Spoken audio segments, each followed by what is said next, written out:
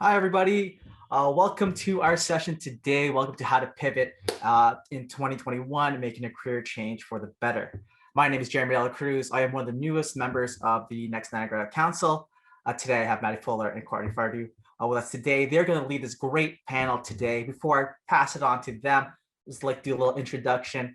Madi here. She was actually on Instagram Live the other day if you caught us. She's a career success specialist on Juno's Outcome Career Services team. Madi works with bootcamp graduates on their job search strategy through one-on-one appointments, career labs, and other programming. Career Services does everything they can help to support Juno grads as they secure their first tech role. She's also the incoming chair for Hamilton's Chamber of Commerce Young Professional Division. Prior to joining Juno, Madi worked for higher education and tech. She loves combining her passions of career development and inclusive education and tech every day. Madi also loves the challenges of the status quo, being involved in her local community of Hamilton, and hanging out with her two clean cats. Courtney, also a career success specialist at Juno, helps with job seekers with a job search strategy through one-on-one appointments and career lab workshops. The career success specialist is with the job seeker every step of the way until they can secure employment. Prior to joining Juno, Courtney was a job developer with a non-for-profit and is passionate about empowering job seekers to recognize the value in their skills and experience when making a career pivot. So thank you again for joining us. I'm going to pass it on to the two and have a great session. Awesome. Thanks so much, Jeremy. Just going to share my screen. Said everyone that just starts a virtual presentation. Awesome. I hope everyone is enjoying their day so far. Me and Courtney are really excited to be here with you this morning to talk about a topic that has been coming up a lot over the past year and a bit, about changing your career, about making a move. So we're really excited to chat with you about a roadmap to career pivoting and sharing some really tangible steps to reflect on what that looks like for you, and then some steps to take forward as you start that journey. Awesome. I also wanted to take this time to do a land acknowledgement. Me and Courtney are both located in the city of Hamilton, so that's what this land acknowledgement is, but I really encourage you to research on what land you're situated on, regardless of where you are. So the city of Hamilton is situated upon the traditional territories of the Erie, Neutral, Huron-Wendat, Haudenosaunee, and the Mississaugas. This land is covered by the Dish with One Spoon Wampum Belt Covenant, which was an agreement between the Haudenosaunee and Anishinaabeg to share and care for the resources around the Great Lakes. Today, the city of Hamilton is home to many Indigenous people from across Turtle Island, and we recognize that we must do more to learn about the rich history of this land so that we can do better to understand our roles as residents, neighbors, partners, and caretakers. I'm just going to hand it off to Courtney to introduce the agenda for today. Awesome. Thanks, Madi. Welcome, everyone. We're going to start off today. I know Jeremy just did a little bit of an introduction of Madi and I, but we'll let you know a little bit more about ourselves in the next slide. And then we'll start off with the first step in making a career pivot, which is self-reflection. We'll then move on to our second step, which is creating your non-negotiables. We'll then move on to the third step, which is setting the stage, who, what, when, and where in making your career pivot and making those connections. And then our final step of developing goals and deadlines for your career pivot. And then we'll bring it all together and open up the chat to any questions that you might have. Awesome. And we're just going to bring up a poll right now for you, because we would love to hear, are any of you thinking of a career change, given the pandemic? This is a lot of time for transition for people, lots of time to think more about, what you want to do with your career. So if you have done a career change, feel free to let us know. Maybe you've been thinking about it, or maybe you're happy in your career. But yeah, we'd love to kind of get some of this data from you. Awesome. It really looks like some of you are thinking about a career or really want a new career change. So that's great. Awesome. I think that's everyone. So I'm going to end the poll, and we have another one at the end as well. Great. Awesome. There's the results there. So pretty much half and half. Like, some of you really want to make a career change. Some of you are thinking about it. Some of you not so much. So super interesting. Thanks, everyone. Awesome. So who are we? I know Jeremy explained a little bit, but to introduce myself a little bit more, I've born and raised in Niagara. Studied in Niagara as well. I went to Brock University and studied gender studies, and then moved on to Niagara College and did a postgrad in human resources management where I met Maddie. And now I'm located in Toronto, in Hamilton, working in Toronto at Juno College of Technology as a career success specialist, where I, coach, facilitate job seekers on their job search strategy, as well as help develop curriculum. And I too am a cat mom to a bit of an evil fur baby, but I love her nonetheless. Awesome. And yeah, again, very similar bio to Courtney, but I, from the looks of the participant list, many of you might know me from the Niagara region. I also went to Brock and Niagara College, and I'm currently the chair for Hamilton's Young Professional Division with our Chamber of Commerce here. And I was also a former member of Next Niagara, so it's really, really exciting to get back involved in Niagara and to share some of the wisdom we're going to share today. Awesome. We also wanted to do a quick intro on what Juno is. So as Courtney says, Juno is located in Toronto. Juno College is a postgraduate coding school for career changers. So anyone interested in changing their career into tech, we've had people from backgrounds in, being a lawyer, dog walker, barista, you name it. But we're currently 100% online. So people from pretty much across Canada, some even across the world, have taken our bootcamp.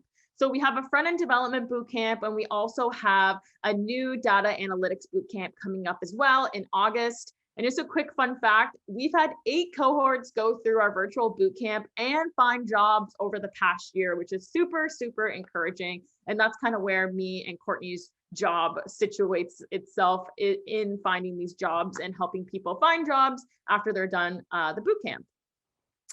So just wanted to quickly introduce, what is a career pivot? Like I said at the beginning, a career pivot is a little bit of, or a career change is a little bit of a buzzword right now, which is fine. We love buzzwords.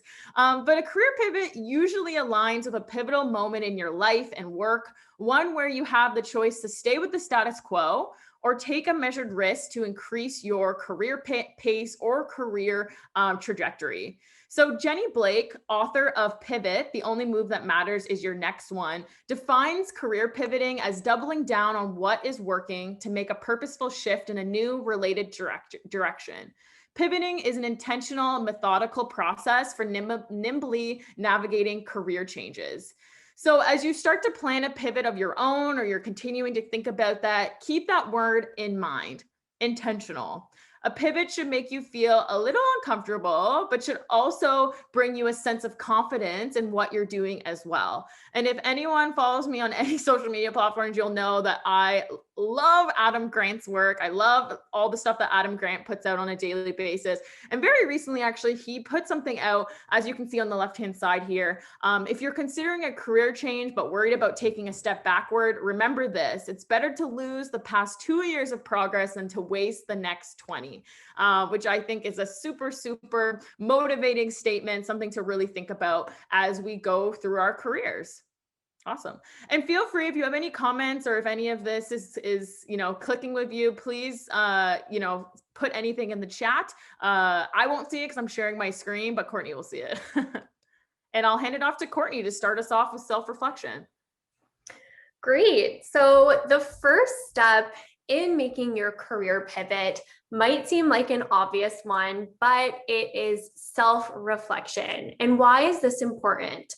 Well, the obvious self-awareness is, impactful in any various aspect of your life, but in specifically related to your career and your career transition, like when we're empowered to make changes and to build on our areas of strength, as well as identifying where we would like to make improvements, more self-awareness is also proven to raise levels of happiness when making a career pivot. And obviously you want to be in a good headspace dealing with such a big change.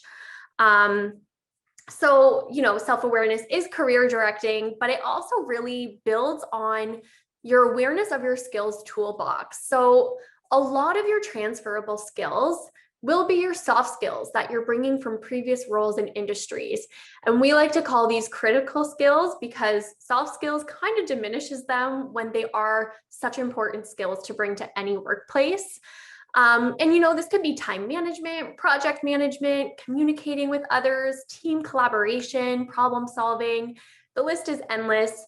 But these are super important to really reflect on because they're going to be important in any job that you get into, right? And again, as we talked about, self-awareness and that self-reflection piece is really bringing to light what are your strengths and what are the weaknesses that you can start to improve on for this career pivot that you're making.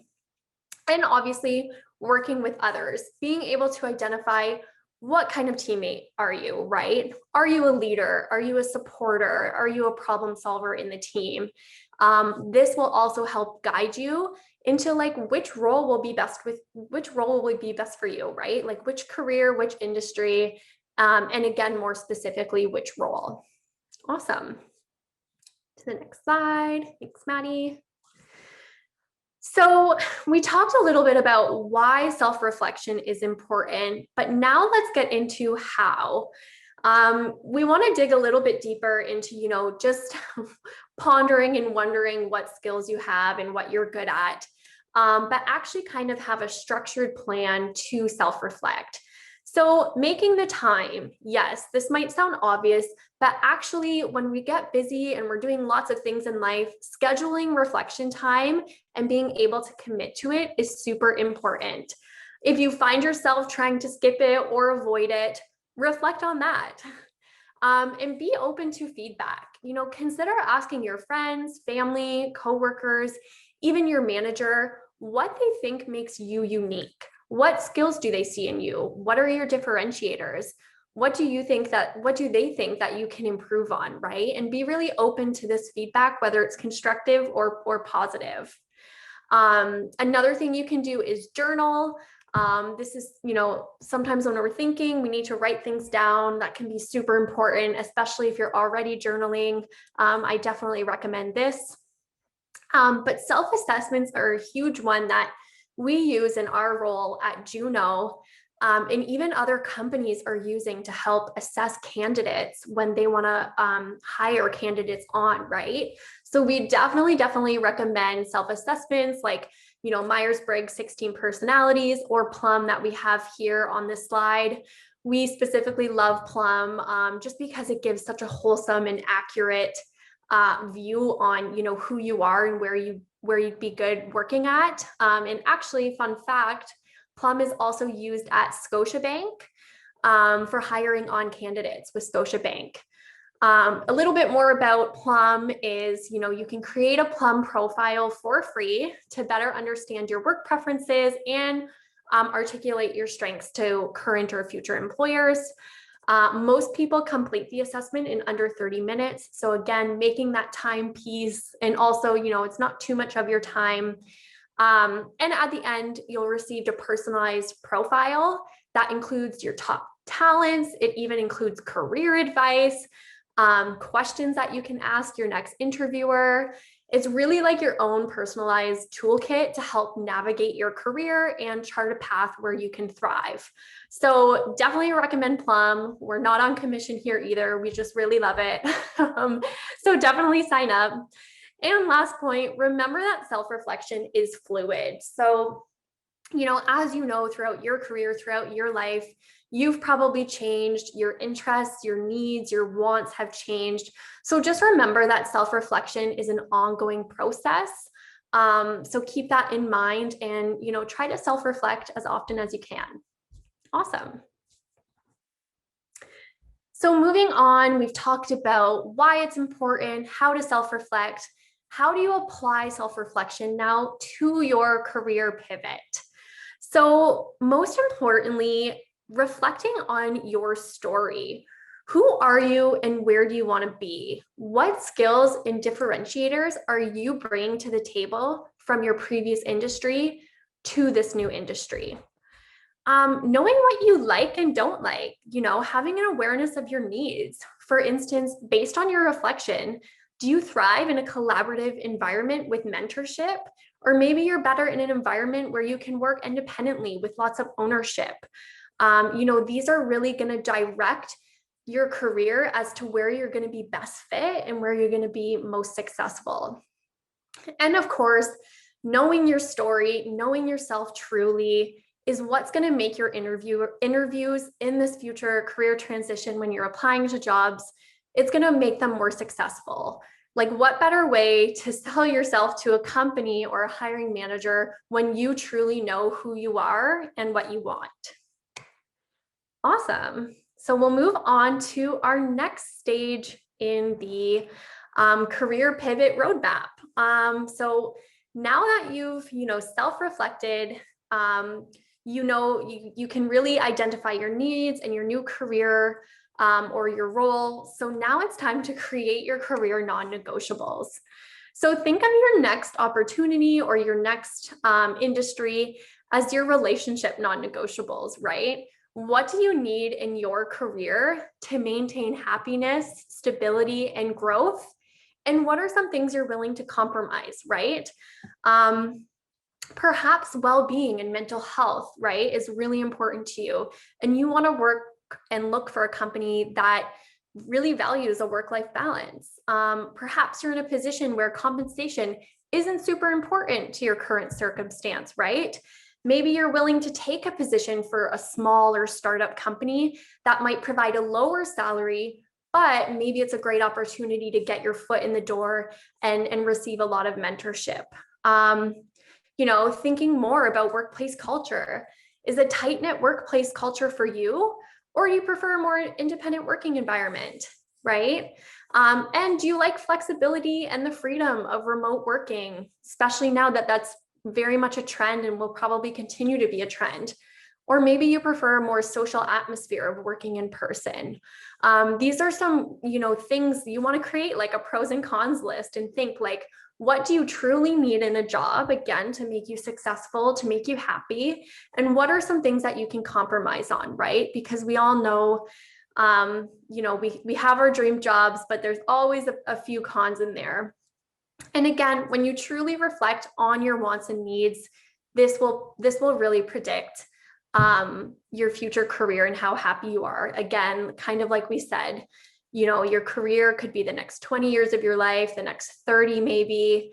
It's 8 hours a day of your life, 40 hours a week, if not more. So truly be able to reflect on what you need to be happy in your next role. Awesome.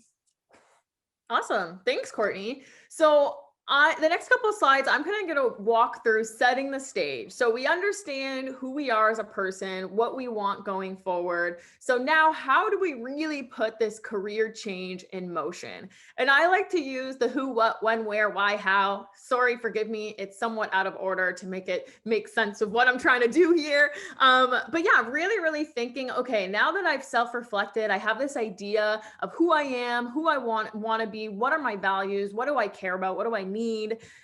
Let's talk about really putting it into motion. So really focusing on the what.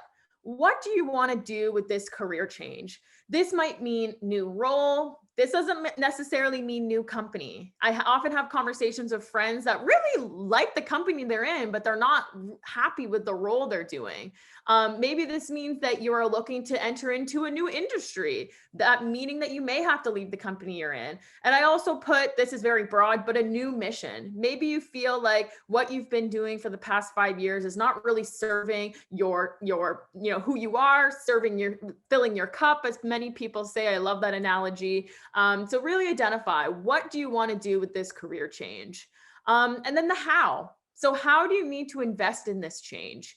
Do you need to go back to school? I know when I speak to some people, I'm like, is that like, what's the how? Like, what are you willing to do to get to this next stage? And the first thing they say is no more school. I don't want to go back to school. That's a no-no. And that's fine. If that's not how you want to invest in your change, that it's completely fine. So what are other ways out there that you can upskill? I mean, I have to plug Juno, but Juno is a 9-week boot camp, and there's a lot of different programming in different industries, very similar to Juno, where the point is to do a career change in the shortest amount of time. Maybe you want to invest in a career coach or invest in a life coach to really help you, kind of navigate this change. Where do you want to be? So this could mean financially. Is there a certain point financially you want to get to? Mentally, is there, like Courtney said, work has such an impact on our well-being and such an impact on our life that maybe you just want to be happier. You want to be in a better mental state, which is awesome. And then company-wise, obviously. So I always say, make a list of like your dream companies too. When I was going through a career change last summer, I made a list of all of my dream companies. And then I really wanted to reach out to all these companies eventually. And it was on my career change to-do list. And funny how the universe works. I put Juno College on that list, and the next day the perfect job came up on LinkedIn. So the universe sometimes works in mysterious ways when you put it out there. So I really recommend, really think, where do you want to be, and write that out. And who do you have in your network? I was trying to be fancy. I put whom.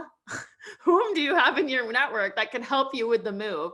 But again, we're all here at this conference today. I know many of us, you either, really like networking, you either, networking is not your favorite thing, but I love to view networking as building a community. Where people can, contribute to your career, and vice versa, that you can also give back to these people as well in your community too. So who in your network could help you with your move? And this could be someone you know. This could be someone you saw speak at a conference. So if you think me and Courtney could help you with that move, let us know. This could be a stranger that you just have been following on LinkedIn or Instagram. So really identify who is on my team for this potential career change. And then, so again, I want to talk a little bit more about the who, and really getting advocates and self-advocating. So like I said, look on LinkedIn. I got excited. I got ahead of myself a bit. But again, just reiterating, networking equals community building. So look on LinkedIn, Twitter, and pay attention to whose job title excites you or intrigues you. And again, this could be something in a totally different industry. Read what they're doing in their job. And if that's really, really exciting for you, maybe you should reach out to them for a 15-minute coffee, or just keep an eye on what they're doing.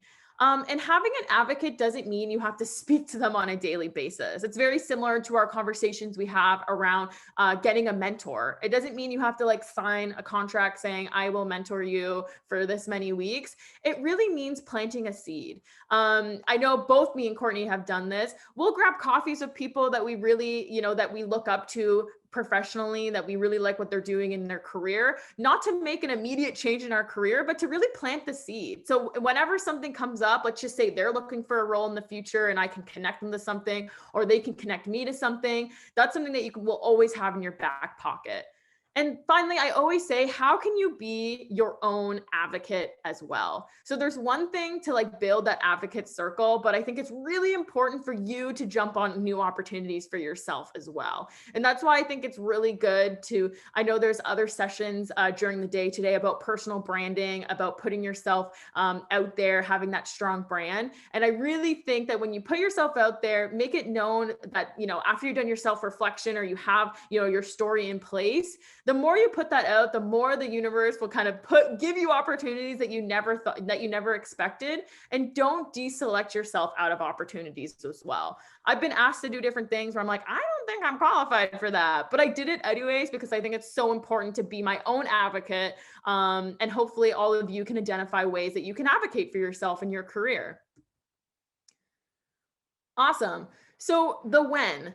I am extremely goal orientated, and I think it can really help us, even in something maybe a little bit more abstract, like a career pivot, to really develop goals and deadlines. So do you have a deadline for your pivot? Going back to Adam Grant's LinkedIn post that we showed earlier, it's very easy for us to be stuck in a place where we're not happy and stay there for years, for months too long even. So really think, is this a year in process? Is this something you want to do by the end of the summer? Is this something you want to do in 6 months? Think about it from what's going on in your own life, because everyone's different. Some people will have, different people they have to support in their life. Some people have to save to actually, leave their current job to do a career change. So what does that deadline look for you? And what does progress look like to you? Again, success and progress is different and subjective. It's different for everyone. So what does progress look like to you? Is that being able to have a coffee chat with one new person bi-weekly, or posting more on social media, or finally signing up for that course, or going back to school, taking that leap? What does progress look like to you in this, in developing goals? And what needs to be in place before or while you're exploring a career change? So back to what I was saying about, finances is a really big thing for people. Being able to make a career change with no worry is a little bit of a privilege. Like if you're able to come from a job where you're able to save up money, or you have support from family members, whatever it might be, it's really important to align what you need to do that sustainably for yourself. And I created this little flow chart. I'm a very big fan of flow charts. So I started with so you want a career change. If you don't right now, cool. Check in again in 6 months. Adam Grant really suggests that people do life check-ins, similar to how we go to doctor check-ins, dentist check-ins, bi-yearly. Really asking yourself, am I happy with where I am? Am I still aligned with what my mission statement is? And I'll talk about actually what a mission statement can look like for your career change in the next slide. And if it's not, if it continues, year after year, if you're happy in your role, I am happy for you. That is so awesome. And again, just being able to be in sync and self-reflecting with what you want to do in your career. And that might even be, asking for a promotion, asking for a raise, which is a whole other topic, but yeah. And then if you answered yes to wanting to career change, there's 2 different areas. So like I mentioned before, maybe you like my company. Cool. Check out other departments, reach out to your manager. If they're a good manager, they're going to want to keep you, and they're going to want to see, what areas of the company you could also positively contribute to. And then the other side, I don't like my company and I don't like my day-to-day. I want to make a switch. Maybe you're in accounting right now, which is awesome. And maybe you want to switch to web development. I'm just using that example because it's the easiest one for me. So that's when we go back to our, just going to go back quickly. That's when we go back to setting the stage, the who, what, where, when, where, why, how. Grab your journals out, grab a whiteboard out, whatever works for you, on your computer, and really align with that and put it into action. So yeah, maybe use this during your next life check-in of, career changing. And yeah. And then finally, finding your North Star. So I wanted to include the why in that whole W formula at the end. I think it's really important when we're doing a career change, again, going back to that quote I shared at the beginning of it, to be intentional. So once you've identified what gives you energy and also what drains you, it becomes easier to find your North Star. I sometimes call it like an umbrella, which is your overarching story or personal mission statement.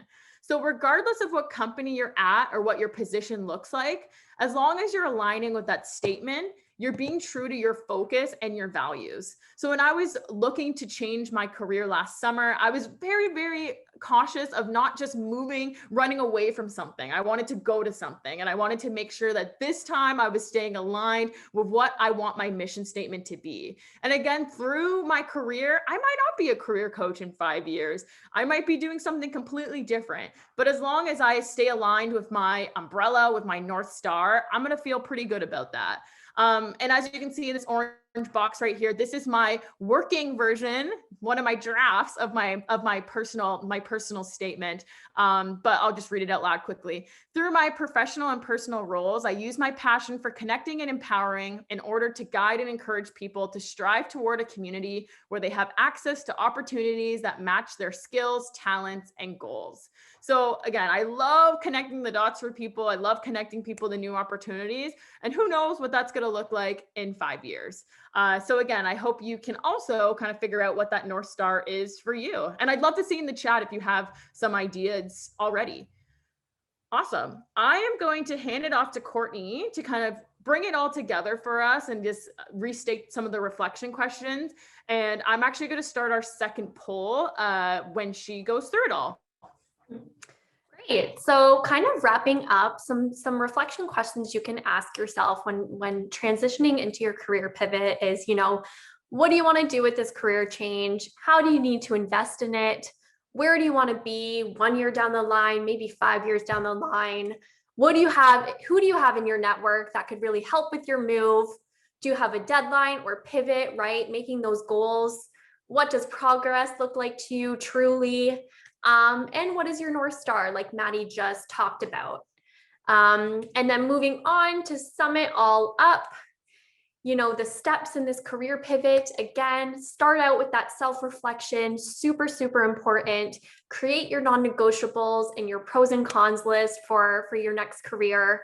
Really set the stage of the who, what, when, and where, and develop those goals and deadlines to keep you on track and keep you progressing. Awesome. So we're probably out of time for questions or comments, but please feel free to message Madi or I on LinkedIn if you have any questions or you want to continue this chat. We would love to connect. Great. And thank you so much, everybody. Hope you really enjoyed this session, and we wish you all the best if you're making a career change. Thanks, Madi. Thanks, Courtney. Thanks for that great presentation. Again, guys, if you have any questions, reach out to them on LinkedIn. Enjoy the rest of the day. I know we have some other great panels. I know we got the next session just coming up right now. So see everybody later. Thanks. Bye. Bye.